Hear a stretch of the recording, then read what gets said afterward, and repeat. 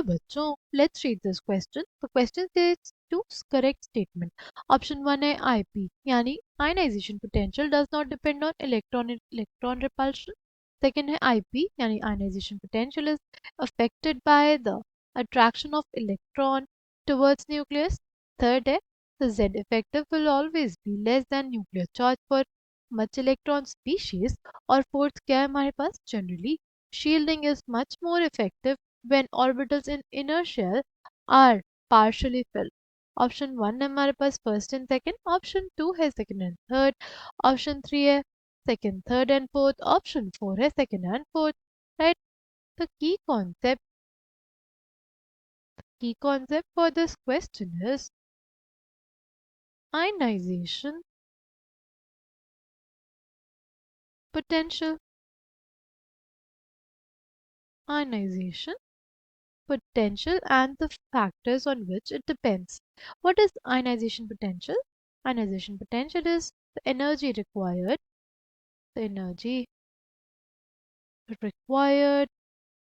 to remove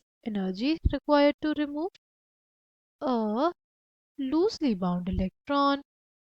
Energy required to remove a loosely bounded electron from outermost from outermost shell of outermost shell of an isolated gaseous atom. Isolated gases atom के outermost shell से एक loosely bound electron को निकालने के लिए जो हमें energy देनी पड़ती है उसी को कहते हैं हम लोग आयनाइजेशन पोटेंशियल. ठीक है, ये किस पे डिपेंड करती है? ये दो चीज़ों पे डिपेंड करती है. ये बेसिकली हमारे पास डिपेंड करती है साइज पे. राइट, साइज पे ये इन्वर्सली डिपेंड करती है. साइज जितना बड़ा होगा आयनाइजेशन एनर्जी उतनी कम होगी. राइट. ऐसा क्यों? सी, अगर हमारे पास साइज बड़ा होगा तो जो हमारे पास इलेक्ट्रॉन होगा, राइट, यहाँ पे अगर वो इलेक्ट्रॉन है तो उसके ऊपर जो न्यूक्लियस का इफेक्टिव न्यूक्लियर चार्ज लगेगा वो क्या लगेगा, कम लगेगा. राइट. अगर अगर हमारे पास साइज बड़ा होगा तो इस इलेक्ट्रॉन पे लगने वाला इफेक्टिव न्यूक्लियर चार्ज वो क्या होगा, इफेक्टिव न्यूक्लियर चार्ज कम होगा. अगर इफेक्टिव न्यूक्लियर चार्ज कम होगा तो इस इलेक्ट्रॉन को आसानी से निकाला जा सकता है. राइट. जो आयनाइजेशन पोटेंशियल होगा वो इन्वर्सली प्रोपोर्शनल होगा किससे, साइज के. राइट. साइज बड़ा तो इलेक्ट्रॉन को निकालना ज़्यादा आसान होता है. ठीक है, क्योंकि उस केस में इफेक्टिव न्यूक्लियर चार्ज जो होता है वो कम होता है. ठीक है. तो अगर दूसरे फैक्टर की बात करें तो दूसरा फैक्टर जिसपे हमारे पास आयनाइजेशन पोटेंशियल डिपेंड करता है वो होता है electronic configuration. Right. Electronic configuration अगर हमारे पास होगी फुली फिल्ड और हाफ फिल्ड, इलेक्ट्रॉनिक कॉन्फ़िगरेशन हमारे पास कैसी होगी, या तो फुली फिल्ड होगी या तो हमारे पास फुली फिल्ड होगी या हाफ फिल्ड होगी. तो उससे इलेक्ट्रॉन को निकाल पाना बहुत ज़्यादा मुश्किल होता है. राइट. अगर फुली फिल्ड या हाफ फिल्ड कॉन्फ़िगरेशन है तो इससे इलेक्ट्रॉन को निकाल पाना बहुत ही ज़्यादा क्या होता है, बहुत ही ज़्यादा मुश्किल होता है. ठीक है. अगर हम लोग यहाँ पे स्टेटमेंट पढ़े IP does not depend on upon electron repulsion, ये जो स्टेटमेंट है हमारे पास इनकरेक्ट हो जाएगा क्योंकि इलेक्ट्रॉन रिपल्शन पे तो हमारा साइज डिपेंड करता है. राइट. अगर इन दोनों इलेक्ट्रॉन, यहाँ पे एक इलेक्ट्रॉन है, यहाँ इलेक्ट्रॉन में रिपल्शन ज़्यादा होगा तो साइज बड़ा होगा. साइज बड़ा होगा तो हमारे पास आयनाइजेशन पोटेंशियल तो वैसे ही कम हो गया. राइट. तो आयनाइजेशन पोटेंशियल डिपेंड करता है इलेक्ट्रॉन रिपल्शन पे बिकॉज जो साइज है. राइट. बिकॉज जो हमारे पास साइज है वो डिपेंड करेगा इलेक्ट्रॉन रिपल्शन पे. ठीक है, तो ये स्टेटमेंट इनकरेक्ट हो गया. अगर बात करते हैं next, IP is affected by the attraction of electron towards nucleus. ये जो स्टेटमेंट है करेक्ट है बिकॉज अगर इलेक्ट्रॉन यहाँ पे रहा तो इफेक्टिव न्यूक्लियर चार्ज ज़्यादा लगेगा उस इलेक्ट्रॉन पे. अगर इफेक्टिव न्यूक्लियर चार्ज ज़्यादा लगा तो उस इलेक्ट्रॉन को निकाल पाना बहुत ही ज़्यादा मुश्किल है. राइट. अगर कोई ऐसी स्पीशीज यहाँ पे इलेक्ट्रॉन है तो इस इलेक्ट्रॉन को निकाल पाना बहुत ज़्यादा मुश्किल है, उसके लिए हमें ज़्यादा एनर्जी की ज़रूरत पड़ेगी.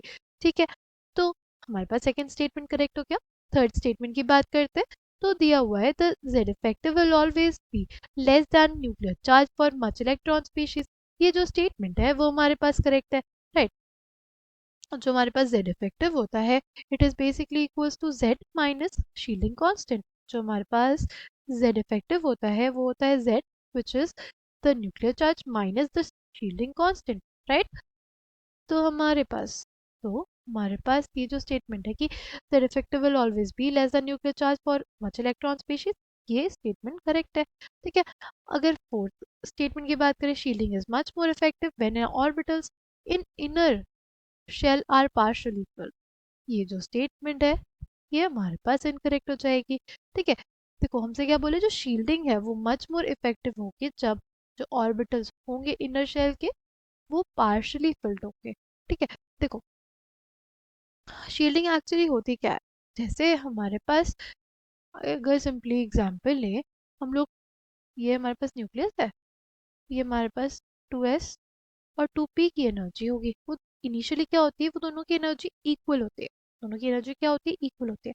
बट सिंस हमारे पास जो s ऑर्बिटल होता है, जो हमारे पास s ऑर्बिटल होता है उसका शेप कैसा होता है, उसका शेप हमारे पास स्फेरिकल होता है। यानी उसमें जो अगर हम लोग उसके सेंटर पे चार्ज रखते हैं तो उसमें ना हर तरफ से क्या होगा, उसको हर तरफ से जो न्यूक्लियस है वो अपनी तरफ बहुत तेजी से पुल करेगा, राइट। हर तरफ से जो न्यूक्लियस है उसको हर तरफ से बहुत तेजी से पुल करेगा, जिसके वजह से क्या होगा, जिसकी वजह से हमारे पास 2s की जो एनर्जी होगी वो कम हो जाएगी और 2p की सेम रह जाएगी। ठीक। और यहाँ पे क्या होगा, 2s के इलेक्ट्रॉन्स होंगे, 2p के इलेक्ट्रॉन्स होंगे, उन दोनों के बीच में रिपल्शन की वजह से क्या होगा, रिपल्शन की वजह से जो 2p है ना उसकी एनर्जी अब ज़्यादा हो जाएगी, राइट। तो तभी हमारे पास 2s और 2p में एनर्जी गैप देखने को मिलता है, राइट, शील्डिंग की वजह से ही, राइट। जो s ऑर्बिटल है वो न्यूक्लियस को पूरी तरह से क्या कर लेता है, घेर लेता है।